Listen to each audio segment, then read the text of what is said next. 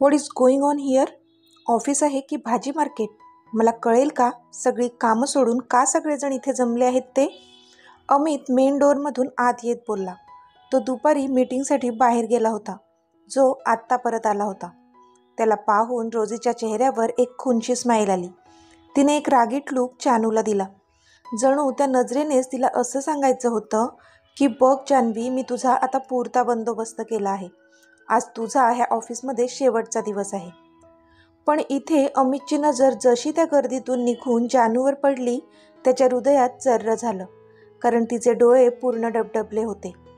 आता पुढे अमितला काही कळेना काय चाललंय, पण समोर जानू मात्र डबडबल्या डोळ्यांनी खाली बघत होती आणि प्रीती तिच्या बाजूला उभी राहून तिला सावरत होती.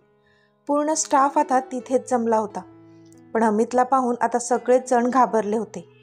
अमित जानूकडे जाणार तोच रोजी मध्ये आली.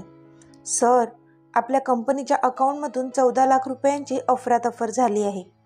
रोजी खूपच नाटकी पद्धतीने त्याला सांगू लागली होती. What? But how it can be possible? Anyways, give me all details later. काय? पण हे कसं शक्य आहे? मला त्याचे डिटेल्स नंतर दे. तो बोलला आणि तिला क्रॉस करून जानूकडे जाऊ लागला. तिला रडताना तो पाहू शकत नव्हता, म्हणून घाईघाईने तिच्याकडे जात होता. त्याला त्याच्या सिस्टीमवर पूर्ण विश्वास होता, म्हणून जेव्हा रोजीने पैशांच्या अफरातफरीबद्दल सांगितलं तरी तो जास्त रिॲक्ट झाला नाही.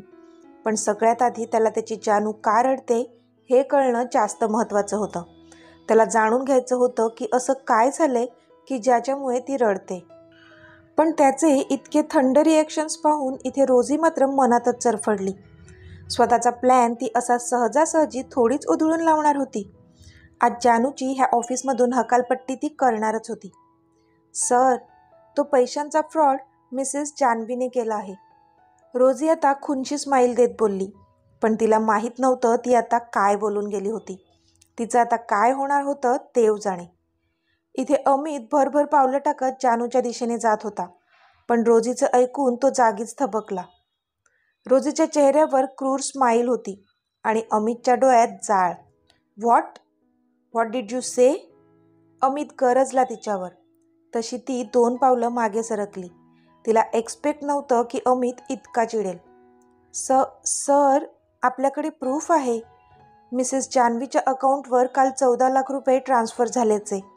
हे बघा अकाउंट डिटेल्स. रोजीने घाबरतच ते डिटेल्स त्याला दाखवले. अमितने त्याच्या हातात दिलेल्या पेपर्सकडे एकदा खूप रागात पाहिले. त्याने ते पेपर्स वाचले सुद्धा नाहीत आणि त्याचे तुकडे तुकडे करून टाकले. What the hell? Are you out of your mind? तो आता जवळजवळ तिच्या अंगावरच धावून गेला. तसा तिच्या अंगाचा थरकापच उडाला. तुला कळते तरी का तू काय बोलतेस ते? तुझं डोकं तर ठिकाणावर आहे ना? You idiot, how dare you to say this? You? Amit आता इतका संतापला होता की त्याच्या तोंडून शिव्या बाहेर पडल्या असत्या रोजीसाठी, पण त्याने स्वतःला सावरलं आणि शांत केलं, कारण तो आता जिथे उभा होता ते त्याचं ऑफिस होतं आणि एका लेडी एम्प्लॉईसाठी तो असे शब्द नव्हता वापरू शकत. तेवढे संस्कार होते त्याच्यात, म्हणून त्याने स्वतःचा राग थोडा शांत केला. जानू अजूनही मुसमुसतच होती. रोजीला काहीच कळत नव्हतं की काय चाललंय. आपण खेळी तर बरोबर खेळली होती, मग हे असं उलटं चित्र का दिसत आहे आपल्याला? तिचं डोकं चालत नव्हतं. तिला वाटलं होतं की ती काहीही करेल आणि अमितला काहीच कळणार नाही, पण ती हे विसरली होती की तिला इथे येऊन फक्त 10-12 दिवस झाले होते. त्यामुळे इथली सिक्युरिटी, इंटेलिजन्स टीम किती पॉवरफुल आहे ह्याचा अंदाज नव्हता तिला. तिला वाटलं पण नव्हतं की एखाद्या साध्या एम्प्लॉईसाठी अमित इतका हाय लेवलला जाऊन चिडेल. तिला माहीत होतं की अमितला फ्रॉड माणसं अजिबात आवडत नाहीत, म्हणून आपला प्लॅन 100% सक्सेसफुल होईल असंच तिला वाटलं होतं. पण इथे तर सगळंच चित्र उलटपलट झालं होतं. पण तिला कुठे माहीत होतं तिने जिच्याशी पंगा घेतलाय ती जानवी अमितची कोण आहे, आणि अजून तो धक्का तर पचवायचा बाकी होता तिला. अमित आता जानूजवळ गेला आणि त्याने तिला एका साईडने हग करून तिच्या खांद्यावर हात ठेवला. त्याने तिचा हात हातात घेतला. ही रिंग बघा. ही दिसते तशी छोटी, पण ह्या रिंगची किंमत किती आहे माहीत आहे? 55 लाख रुपीज. तो तिच्या बोटातली ती डायमंड रिंग दाखवत बोलला, जी आत्ताच त्याने तिला व्हॅलेंटाईन्स डेला गिफ्ट केली होती. पण त्याचं ऐकून सगळे हक्काबक्का होत त्याच्याकडे पाहू लागले आणि त्यात जानू पण होती. ती पण आश्चर्याने त्याच्याकडे पाहत होती, कारण तिला त्या रिंगची किंमत नव्हतीच माहीत. तिचे रिॲक्शन बघून तो किंचित हसला, कारण त्याला तेच एक्सपेक्ट होतं. रोजी तर आ वासून जानूच्या बोटातली रिंग पाहत होती. ह्या रिंगची किंमत तर तिला पण माहीत नाही, कारण जर माहिती असतं तर कदाचित तिने ती रिंग घातलीसुद्धा नसती, कारण तिला शो ऑफ करता येत नाही. अशी आहे माझी जानू. आता ही रिंग तर गिफ्टेड होती.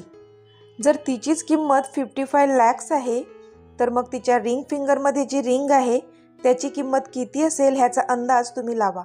आणि हे सर्व असं असताना ती 14 लाखांचा फ्रॉड करेल. हाव, तो बोलला. आता सगळ्यांच्या नजरा जानूवर खिळल्या होत्या. सगळ्यांना हा एकच प्रश्न पडला होता की जर जानू इतकी श्रीमंत आहे तर मग इथे जॉब का करत आहे, आणि मग तिच्या अकाउंटवर पैसे कसे ट्रान्सफर झाले, आणि कोणी केलं असेल हे. जानू आहे तरी कोण? जर तीच ह्या पूर्ण ऑर्गनायझेशनची मालकीण आहे तर तिच्याच कंपनीत ती हे फुटकळ फ्रॉड का करेल? अमितचा आवाज आता चढला होता. पण ते ऐकून तर सगळ्यांचे चेहरे बघण्यासारखे झाले होते. रोजीचा चेहरा पांढरा फट्ट झाला होता. तिला पचत नव्हतं. जान्हवी आणि ह्या कंपनीची मालकीण? पण कसं? अमितने एकदा जानूवर कटाक्ष टाकला. तिचे डोळे अजूनही पाणावलेलेच होते. त्याने तिला अजून जवळ ओढलं आणि हसून बोलला, meet my lovely wedded wife, Mrs Janhavi Amit Rajyadhyaksha. त्याचा भारदस्त आवाज आला. पण त्याचे शब्द ऐकून तर पूर्ण स्टाफ शॉक झाला होता. म्हणजे खरंच जान्हवी अमित सरांची वाईफ आहे? कोणाला विश्वास बसत नव्हता. आणि रोजी? तिला तर फक्त चक्कर यायची तेवढी बाकी होती. आज हे पहिल्यांदा आणि शेवटचं घडलंय. पुन्हा जर माझ्या बायकोच्या डोळ्यात तुमच्यापैकी कोणामुळे जरी अश्रू आले ना, तर पूर्ण स्टाफला फायर करेन. It's a warning. रॉनिंग, मला पुढच्या 1 तासात ह्या मागचा सूत्रधार हवा आहे. क्विक. अमित बोलला आणि तो जानूला घेऊन त्याच्या केबिनमध्ये गेला. इथे रोजीचे मात्र हातपाय थंड पडले होते. तिने काय विचार केला होता आणि काय घडलं होतं? तिने कधी स्वप्नात पण विचार केला नव्हता की जानू अमितची वाईफ असेल. पण आत्ता मात्र ती खूप घाबरली होती, कारण तिनेच तर हा पूर्ण स्कॅम रचला होता. फायनान्स मॅनेजरला सोबत घेऊन तिनेच तर ते 14 लाख रुपये जान्हवीच्या अकाउंटवर ट्रान्सफर केले होते. तिला वाटलं नव्हतं एका साध्या एम्प्लॉईसाठी अमित एवढी इन्व्हेस्टिगेशन करेल असं. फक्त ती जे काही सांगेल त्याच्यावर विश्वास ठेवून जान्हवीला फायर करेल आणि आपोआपच ते 14 लाख रुपये कंपनीच्या अकाउंटवर ट्रान्सफर पण होतील. असं सोप्पं गणित होतं तिचं. पण अमित राज्याध्यक्षला सोप्पं समजण्यात खूप मोठी चूक केली होती तिने, ते पण त्याच्या जानला दुखावून. आता तिचं तो काय करणार होता ते तर फक्त तोच सांगू शकणार होता. इथे अमितच्या केबिनमध्ये अमित जानूला घेऊन आला आणि त्याने तिला चेअरवर बसवलं. ती अजूनही मुसमुसत होती. जान, आर यू ओके बच्चा? त्याने विचारलं. पण ती मात्र चेअरवरून उठली आणि त्याच्या छातीत तोंड खुपसून हमसून हमसून रडू लागली. मी काहीच नाही केलंय. मला नाही माहीत ते पैसे कसे माझ्या अकाउंटवर जमा झाले. काल तर आपण पार्टीमध्ये होतो म्हणून मी मेसेज पण बघितला नाही. म्हणून ती पुढे काही बोलणार त्याआधीच त्याने तिच्या ओठांवर बोट ठेवलं. श्श, काहीच बोलू नको, एकदम चूप. तो बोलला तशी तिने नाहीमध्ये मान हलवली. पण मी तर. ती पुढे बोलतच होती की त्याने तिला भिंतीवर पुश केलं आणि तिच्या ओठांचा ताबा मिळवला.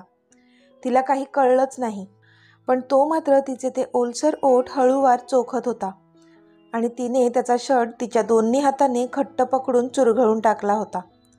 थोड्या वेळाने त्याने तिला सोडलं. ती त्याच्याकडे एकटक पाहत होती. आता पुन्हा जर का काही बोलण्यासाठी तोंड उघडलं ना तर पुन्हा किस करेन, पण ह्या वेळचा किस मात्र हार्ड असेल हां, कळलं? तो मिश्किल हसत बोलला. तशी ती डोळे बारीक करून त्याच्याकडे पाहू लागली. कम सीट हिअर. तो त्याच्या चेअरवर बसला होता आणि त्याने तिचा हात पकडून तिला त्याच्या मांडीवर बसवलं. तशी ती चुपचाप तिथे बसली. जानू, तू का मला एक्सप्लेनेशन देत आहेस? तुला असं खरंच वाटतंय का की तू मला काही एक्सप्लेनेशन द्यायला हवं, ते पण ह्या गोष्टीसाठी? हां? जान, जर देव जरी येऊन मला बोलला ना की हा फ्रॉड तू केलाय, तरी मी त्याच्याशी भांडेन, कारण माझा स्वतःहून जास्त माझ्या जानवर विश्वास आहे आणि ती माझा हा विश्वास कधीच तोडणार नाही, ह्याची 1000% खात्री आहे मला. आणि हे 14 लाख रुपये काहीच मॅटर करत नाही मला जान, पण तुला कोण आणि का अडकवायचा प्रयत्न करतोय ते मला शोधायचं आहे, म्हणून मी रॉनीला कामाला लावलंय. अमित बोलत होता, पण इथे जानूचे डोळे मात्र पुन्हा वाहू लागले होते. तिने तशीच भरल्या डोळ्यांनीच त्याला मिठी मारली. I love you Meet, I love you so much, ती रडत रडतच बोलली. I love you too sweetheart, तो हलकेच तिच्या मानेवर किस करत बोलला.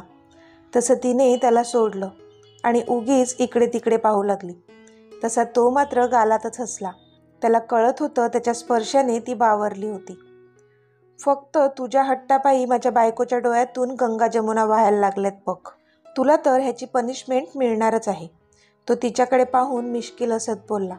तशी रडणारी ती आता त्याच्याकडे डोळे बारीक करून पाहू लागली. मी काय केलंय, तिने लटक्या रागात विचारलं. तू काय केलंय? वा, इतकं सगळं घडून गेलं आणि म्हणते मी काय केलंय? जान, आधीच जर सगळ्यांना माहीत असतं की तू कोण आहेस, तर कोणी अशी हिंमत केली असती का तुझ्यासोबत वागण्याची, तो तिला समजावत बोलला. तसं तिने त्याच्या छातीवर डोकं ठेवलं. आय एम सॉरी मीत, ती लाडात येत बोलली. हां, आता कितीही लाडात आलीस ना तरी पनिशमेंट तर तुला मिळणारच आहे, तो खट्ट्यापणे बोलला. तशी ती हसली. इतक्यात दरवाजावर टकटक झाली. तोच जानू पटकन त्याच्या मांडीवरून उठून बाजूच्या चेअरवर जाऊन बसली, पण त्याने मात्र तिला पाहून नकारार्थी मान हलवली. हिचं काहीच होऊ शकत नाही अशी. मग त्याने रिमोटचं बटन प्रेस केलं आणि दरवाजाचं लॉक ओपन केलं आणि तिच्याकडे पाहिलं. ती मात्र ओशाळून खाली पाहत होती. त्या दोघांचे प्रायव्हेट मोमेंट्स तो कधीच असे उघड्यावर पाडणार नव्हता, त्याची खबरदारी तो आधीच घेत होता. तरी ती अजून त्याला समजू शकली नव्हती आणि त्याला काय वाटेल हा विचार न करताच जसं डोअर नॉक झालं, मॅडम त्याच्या मांडीवरून उठून बाजूला गेली होती. पण आत्ता मात्र तिला तिची चूक कळली होती, कारण त्याने लॉक उघडूनही अजूनही कोणीच केबिनमध्ये आलं नव्हतं. ह्याचाच अर्थ हा होता की त्याच्या परमिशनशिवाय कोणीच त्याच्या केबिनमध्ये येऊ शकत नव्हता. मग तिने कानाला हात धरून केविलवाण्या चेहऱ्याने हळूच त्याला सॉरी बोलली ती, पण त्यावर त्याने काहीच रिॲक्शन दिली नाही. कम इन, तो बोलला तसा रॉनी आत आला. Yes Ronnie, speak up, Amit बोलला. Boss, we found culprits. Boss, दोषी कोण आहेत ह्याचा पत्ता लागला आहे, रॉनी बोलला. Yes, who's that bloody bastard, Amit आता रागाने बोलला. Our finance manager and Miss Rosy, Ronnie बोलला. व्हॉट? अमित आता आश्चर्यचकित होऊन एकदा त्याच्याकडे आणि एकदा जानूकडे पाहत होता, पण जानूच्या चेहऱ्यावरची एक रेषसुद्धा हलली नव्हती, कारण तिला आधीच रोझीवर संशय होता. तर मित्रमैत्रिणींनो, आजचा भाग तुम्हाला कसा वाटला ते मला कमेंटमध्ये सांगा आणि जर आवडला असेल तर व्हिडिओला लाईक करा, शेअर करा आणि चॅनलला सबस्क्राईब करून बाजूची घंटी नक्की दाबा. चला तर भेटूया आपल्या पुढच्या भागात. तोपर्यंत धन्यवाद.